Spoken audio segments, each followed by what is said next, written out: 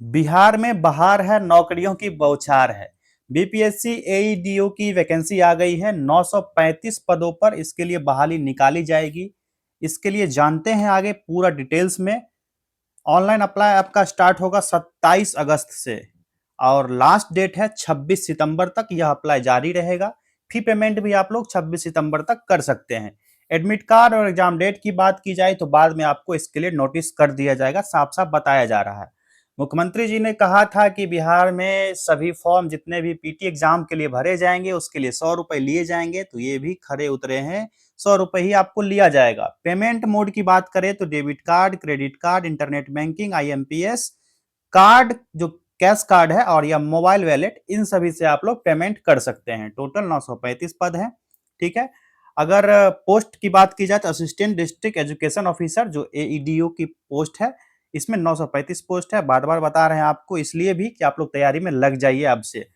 और इसके लिए एलिजिबिलिटी की बात की गई है कि candidates must have a graduate degree from a recognised university और एन इक्विवेलेंट क्वालिफिकेशन। आपको ग्रेजुएट होना अनिवार्य है किसी भी भारत के यूनिवर्सिटी से। ये सभी मोटा मोटा जो पॉइंट था मैंने आपको बता दिया। अब जानते हैं इसको थोड़ा गहराई में कि क्या सिलेबस है इसका, कितने marks minimum marks cut off होंगे, क्या तैयारी करने की रणनीति होनी चाहिए आपकी। जो लोग चैनल पर पहली बार आए थे वो चैनल को सब्सक्राइब कर लीजिएगा और वीडियो को किसी भी व्हाट्सएप ग्रुप और टेलीग्राम चैनल पर शेयर भी कर दीजिएगा ताकि ताकि सभी बच्चों को यह जानकारी मिल सके कि ये वैकेंसी आई है। और 71वीं बीपीएससी की जो तैयारी कर रहे हैं या फिर बीपीएससी टीआरई 4 की तैयारी कर रहे हैं उसके लिए इसी तरह वन शॉट के हर एक सब्जेक्ट के वीडियो अपलोड किए जा रहे हैं जहां पर इंपॉर्टेंट क्वेश्चंस को आपको कवर कराया जा रहा है और भी बहुत ही विस्तार से। ठीक है, तो हिस्ट्री का अपलोड हो गया है, वो वीडियो आप लोग देख सकते हैं। आइए नोटिफिकेशंस को विस्तार से जानते हैं थोड़ा। बिहार लोक सेवा आयोग, ये नाम सुनते ही दिल में धड़कनें बढ़ जाती है और खुशी का जो है ठिकाना नहीं रह पाता है। यहाँ पर जो वैकेंसी निकाली गई है विज्ञापन संख्या 87/2025 के तहत, इसमें साफ साफ कहा गया है कि रिक्त पदों पर नियुक्ति हेतु सुयोग्य भारतीय उम्मीदवार से विहित प्रपत्र में ऑनलाइन आवेदन आमंत्रित किए जाते हैं। ये ऑफिशियल वेबसाइट है www.bpsc.bihargovernment.in। ठीक है, इसमें पहले आरक्षण के बारे में बताया गया है, इसको जान लेते हैं। देखिए आरक्षण की बात है, कोटि दिया गया है, कुल पदों की संख्या है और कितने आरक्षण किन किन के लिए है वो देख लेते हैं। जो अनारक्षित वर्ग है यानी कि अनरिजर्व्ड कैटेगरी पहला, उनके लिए कुल पद हैं 374 और अनुमानित जो क्षैतिज आरक्षण होगा 131 होगा। ठीक है, इसमें महिलाओं के लिए पद 131 माने गए हैं। जो ईडब्ल्यूएस है यानी आर्थिक रूप से कमजोर है उनके लिए 93 पद हैं और 33 महिलाओं के लिए है। ईडब्ल्यूएस महिलाओं के लिए, अनुसूचित जाति के लिए 150 और महिलाओं के लिए 50, अनुसूचित जनजाति के लिए 10 पद हैं और महिलाओं उसमें उसमें से महिलाओं के लिए 4 पद हैं आरक्षित। और अत्यंत पिछड़ा वर्ग जो है 168 पद है, 59 महिलाओं के लिए। पिछड़ा वर्ग में 112 टोटल पद और 39 पद महिलाओं के लिए है। पिछड़ा वर्ग में जो है महिलाओं के लिए ही पद रखा गया है, इसलिए महिलाओं का पद यहाँ शून्य है। कुल जो टोटल पद है 935 है और महिलाओं के लिए 319 टोटल पोस्ट यहाँ पर बताए गए हैं। अगला है कि सामान्य प्रशासन विभाग में जैसे कि कोई स्वतंत्रता सेनानी है या पेंशन से स्वीकृत है, उनके नाती नातिन पोता पोती के लिए कुल 2% रखा गया है, यानी टोटल 19 पोस्ट उनके लिए आरक्षित रखा गया है। जो दृष्टि बाधित है यानी कि आंख से अंधे हैं या फिर कोई प्रॉब्लम है, वीआई है, उनके लिए 10 पद है। मूक बधिर के लिए 9 पद है। चलन दिव्यांगता के लिए 9 पद है और मानवकार बहुदिव्यांग एमडी के लिए 9 पद। ये सभी आरक्षित पद, क्षैतिज आरक्षण इनको दिया जाएगा। ठीक है, यहाँ पर आगे है कि वेतनमान का बात कहा गया है कि प्राथमिक स्तर पर जो 5वां स्तर है उसके लिए 29,200 वेतनमान होगा, यानी कि 40,000 के आसपास आपका वेतन होने वाला है। ठीक है, और राज्य सरकार द्वारा समय समय पर इसको बढ़ाया भी जाएगा पुनरीक्षण करके। ठीक, शैक्षणिक योग्यता शुरू में ही बता दिए, किसी मान्यता प्राप्त विश्वविद्यालय से आप स्नातक है या फिर उसी के समकक्ष कोई भी डिग्री आप लेके बैठे हैं तो भरिए फॉर्म को। उम्र सीमा की बात कही गई है 1 अगस्त 2025 तक 21 वर्ष होना चाहिए और अधिकतम जो है 37 वर्ष। ये है अनरिजर्व कैटेगरी के लिए। ठीक है, पिछड़ा वर्ग, अत्यंत पिछड़ा वर्ग और पुरुष महिलाओं के लिए जो आरक्षित महिलाएं हैं उनके लिए 40 वर्ष है, यानी कि 21 वर्ष तो आपको मिनिमम है। ठीक, और अनारक्षित वर्ग जो है उनके लिए 37 साल अधिकतम और जो अन्य बताए हैं अत्यंत पिछड़ा वर्ग हो गया, पुरुष या महिला कोई भी, और अनारक्षित महिला है, इनके लिए 40 वर्ष। अनुसूचित जाति जनजाति के लिए अधिकतम कितना है? 42 वर्ष। ये सभी एज रिलैक्सेशन आपको बता दिए गए हैं, साफ साफ यहाँ पर क्लियर कर दिया गया है। यहाँ पर और एक चीज मेंशन किया गया है कि बिहार सरकार के सरकारी सेवक को जो आयु सीमा में छूट का दावा करने की स्थिति में दावा करते हैं तो उनको निर्गत प्रमाण पत्र जमा करना होगा। जैसे बिहार सरकार के सरकारी सेवक को सेवा में आने के उपरांत उनकी पूरी सेवा अवधि में बिहार लोक सेवा आयोग द्वारा आयोजित प्रतियोगिता परीक्षाओं में सम्मिलित होने के लिए, यानी परीक्षा में बैठने के लिए अधिकतम जो कुल है 5 अवसर ही मान्य थे। कितने? 5 अवसर मान्य रहेंगे।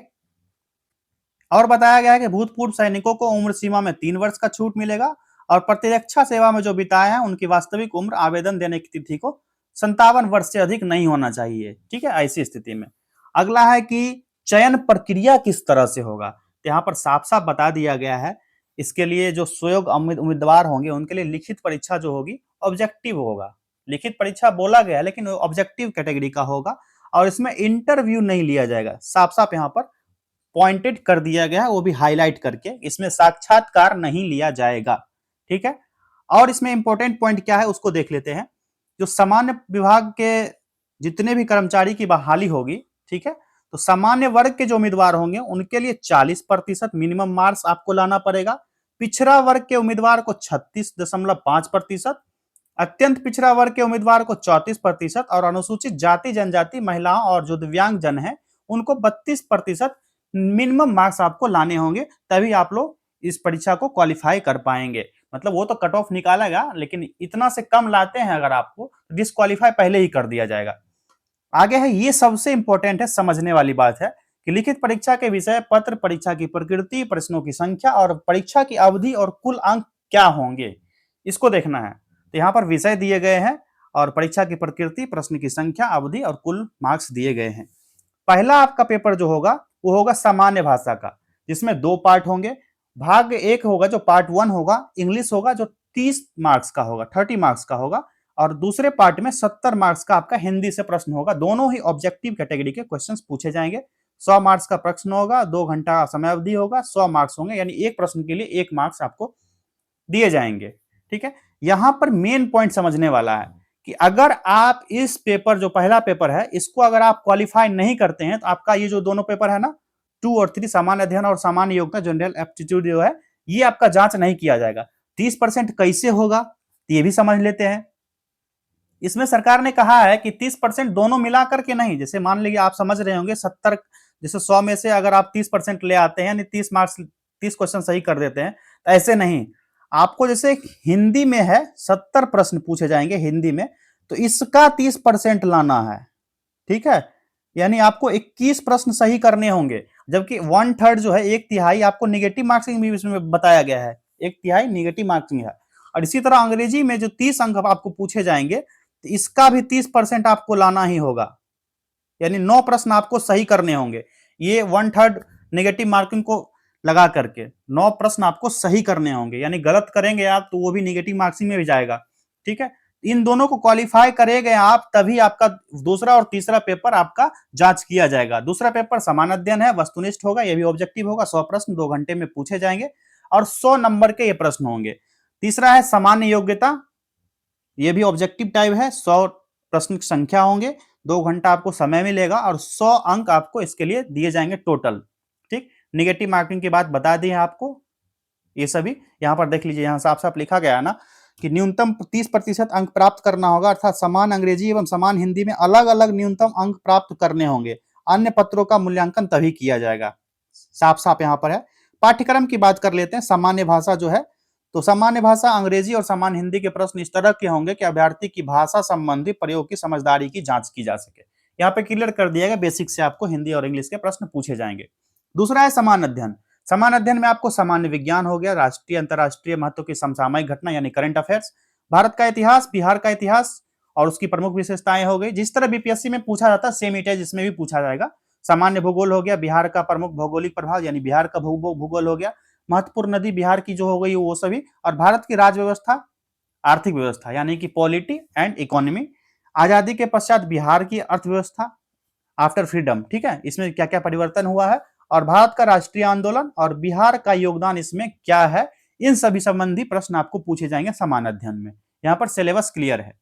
सामान्य योग्यता में जो जनरल एप्टीट्यूड है उसमें मैथ्स के प्रश्न होंगे, बेसिक्स होंगे, सामान्य पद्धति से होंगे, पूर्ण संख्याओं का विकलन, दशमलव भिन्न, संख्याओं के बीच परस्पर संबंध, मूलभूत अंक हो गया, अनुपात हो गया, प्रतिशत हो गया, औसत, ब्याज, लाभ, हानि, सदृश्यता हो गया, ये सभी जो यहाँ पर दिए गए आप लोग यहाँ देख लीजिए, इन सभी प्रश्न पूछे जाएंगे इसी टॉपिक से। लिखित परीक्षा के बाद आपको दस्तावेज सत्यापन किया जाएगा और अभ्यर्थियों को ऑनलाइन आवेदन में दिए गए जो दावा है, जैसे आप कोई भी कैटेगरी के हैं वो, तो आप अगर मान चलिए आप ईडब्ल्यूएस हैं तो उसका दावा करते हैं तो आपको उसका प्रमाण पत्र आपको मूल प्रति यानी ओरिजिनल के साथ उपस्थित होना होगा। अगर आप ओरिजिनल के साथ उपस्थित नहीं होते हैं तो मेधा सूची में सम्मिलित नहीं किए जाएंगे। यहाँ पर देख लीजिए मेंशन कर दिया गया है। मेधा सूची किस तरह निकाला जाएगा, तो लिखित परीक्षा के प्राप्त अंकों के आधार पर आयोग अंतिम चयन हेतु मेधा सूची तैयार करेगा। साफ साफ यहाँ पर क्लियर कर दिया है। लिखित परीक्षा और समान अध्ययन विषय में प्राप्तांक जो होंगे समान होने की स्थिति में उम्र तथा उम्र में समानता होने पर देवनागरी लिपि में वर्णमाला के अनुसार नाम वाले उम्मीदवार को वरीयता दी जाएगी। मान लीजिए कि आपको भी 70 अंक मिला है, किसी और को भी 70 अंक मिला है, ठीक है, आपका नाम आर से है और अगले इंसान का नाम एस से है, तो जो अंग्रेजी वर्णमाला है, ठीक है, सॉरी देवनागरी लिपि में जो जैसे र हो गया, ठीक है, और स हो गया, इन दोनों में से जो भी पहले होगा उसको पहले वरीयता दिया जाएगा। ठीक है, तो मान चलिए कि र पहले आता है अगर जो, तो र वाले को पहले मिलेगा। आप सेम अंक है फिर भी, ये साफ साफ क्लियर कर दिया है आयोग ने। आगे देखते हैं और आगे क्या दिया गया। आरक्षण की बात कही गई है कि आवेदन के वक्त जो इंगित कॉलम में आरक्षण का दावा नहीं करते हैं तो उनको आरक्षण नहीं मिलेगा। ये बेसिक सी बात है, ये कोई बड़ी बात नहीं है। आप दावा नहीं करेंगे, सरकार पागल थोड़े ना है कि आपको आरक्षण देने के लिए बैठा है, और अच्छी बात है। और आवेदन में दिया गया स्थायी पता ही आरक्षण प्रयोजन के लिए जो है अस्थायी निवास अनुमान होगा, और ये सभी आरक्षण के लिए उम्मीदवार को अस्थायी आवासीय प्रमाण पत्र प्रस्तुत करना अनिवार्य है। आपको आवास प्रमाण पत्र, रेसिडेंटल सर्टिफिकेट आपको बनवाना है। ठीक है, अनुसूचित जाति जनजाति के उम्मीदवार को लिए जो प्रमाण पत्र है क्या क्या होगा, जाति प्रमाण पत्र देना होगा आपको, और अस्थायी निवास प्रमाण पत्र या मूल निवास प्रमाण पत्र आपको देने होंगे। ये साफ साफ यहाँ पर क्लियर कर दिया गया है। और पिछड़ा वर्ग, अति पिछड़ा वर्ग के उम्मीदवार को क्रीमी लेयर जो है उनको सहित उनका जो प्रमाण पत्र जमा करना होगा।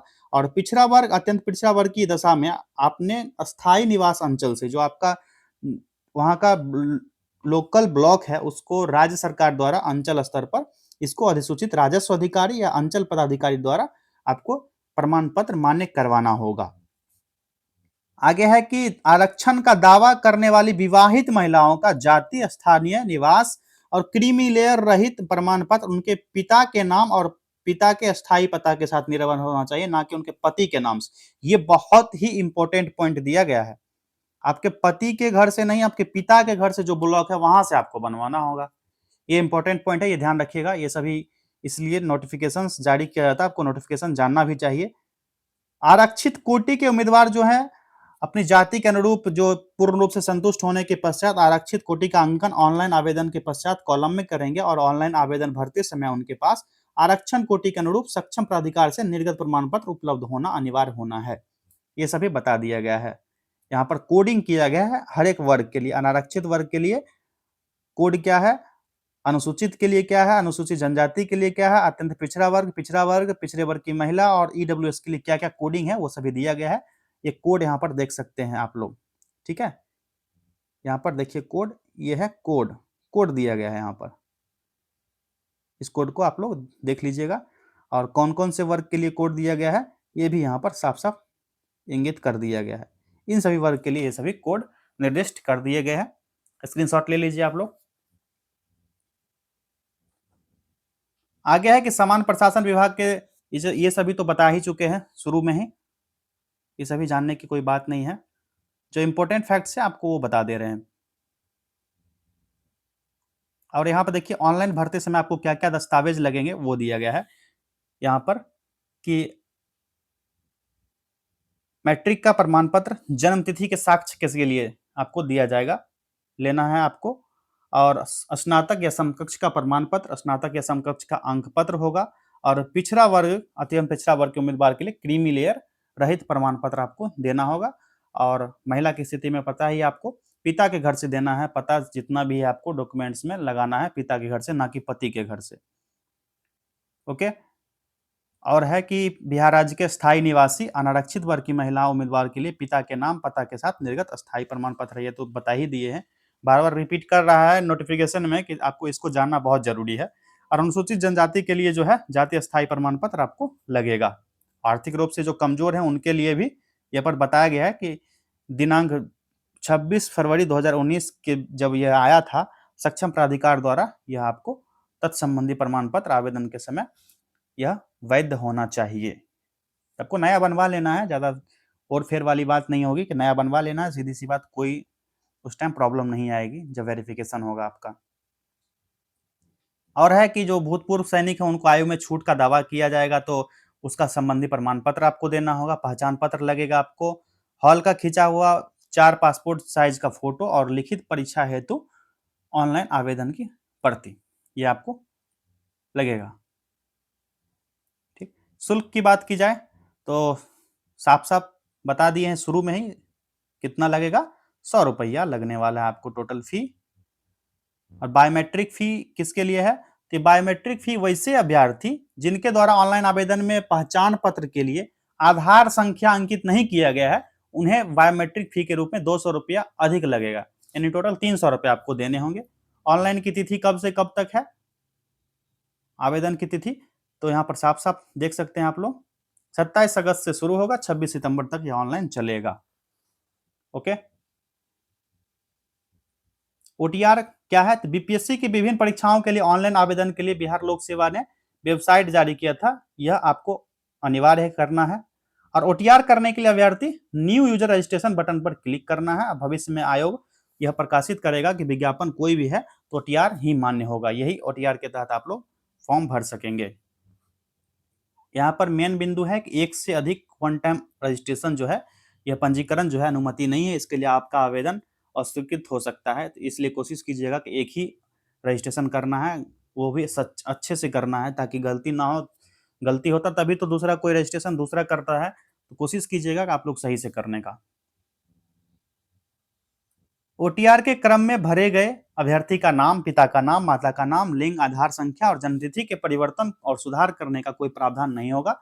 और आवेदक को आवेदन करने के लिए आवश्यक दस्तावेज जो है अनिवार्य रूप से अपलोड करने की आवश्यकता है, जिसे डिजी लॉकर अकाउंट के माध्यम से अपलोड किया जा सकता है।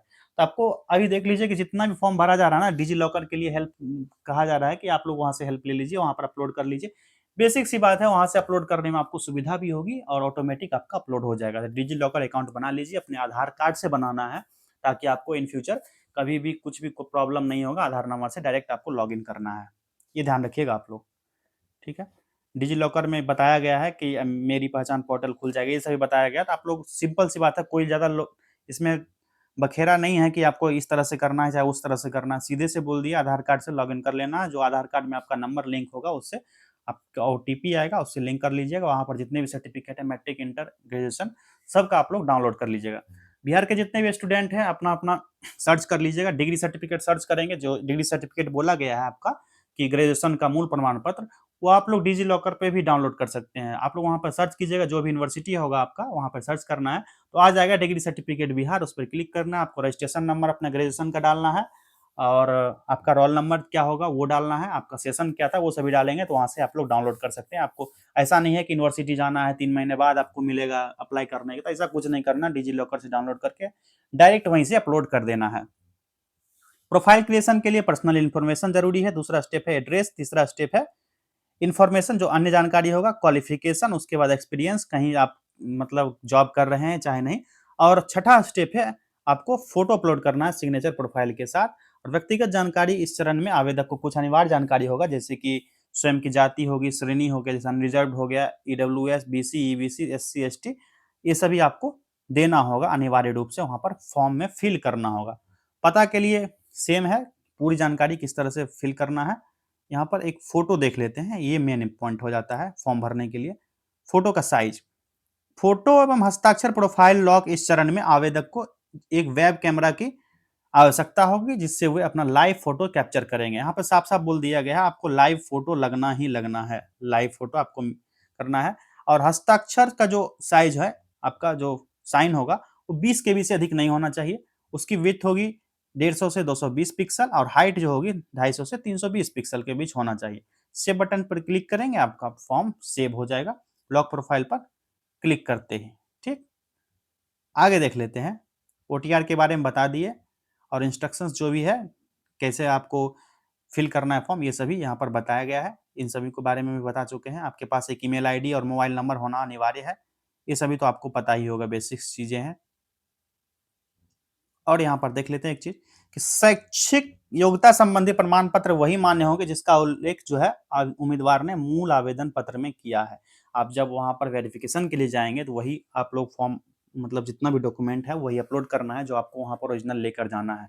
इसमें भी कोई फर्जीवाड़ा नहीं चलने वाला है। यहाँ पर आयोग ने ये साफ साफ क्लियर कर लिया है। तो ये थे हमारे पूरे नोटिफिकेशन जिसको हमने क्लियर कर लिया है। बिहार लोक सेवा आयोग के द्वारा जो नोटिफिकेशन जारी किया गया था कि आपको ये फॉर्म भरा जाना है। तो मिलेंगे अगले वीडियो में कि फॉर्म कैसे फिल करना है। 26 तारीख से फॉर्म भरा जाना है। धन्यवाद। सॉरी, 27 तारीख से फॉर्म भरा जाना है। तो अगले वीडियो में मिलेंगे आपके साथ। ठीक है, चैनल को सब्सक्राइब कर लीजिएगा ताकि नोटिफिकेशन उसका भी मिल जाए आपको कि फॉर्म कैसे फिल करना है।